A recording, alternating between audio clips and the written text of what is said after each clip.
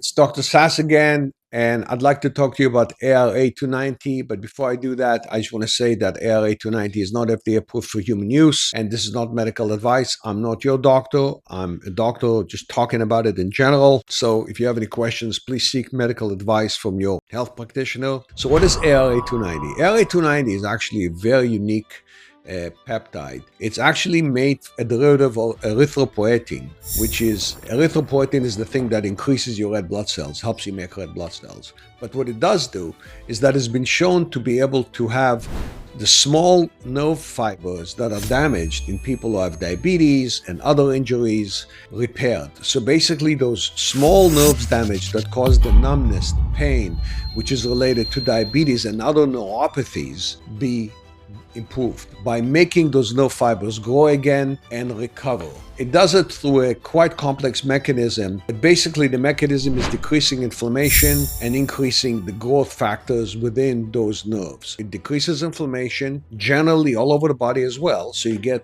a metabolic effect because of less inflammation, but you also get some growth fibers that increase the growth of these nerves, and these nerves are able to recover. And those very tiny nerves at the end of your fingers and your feet and all over your organs are very important because they are the last place the message goes to the muscle. So for example, if you're diabetic and you have cardiac dysfunction because of neuropathy, because the nerves in your heart are not working well, you will get improved cardiac function. And we see that actually. And that's one of the things that you see improved cardiac function. If you have other nerves that are in your fingers and in your hands, and you have numbness and pain, that will decrease and improve. ARA-290 is also not one of these peptides that works overnight. You have to take it for quite a long period of time, and the dosing schedule is quite complex and has to be really tailored for you specifically. So I'm not going to talk about a dosing schedule here, but you need to take it for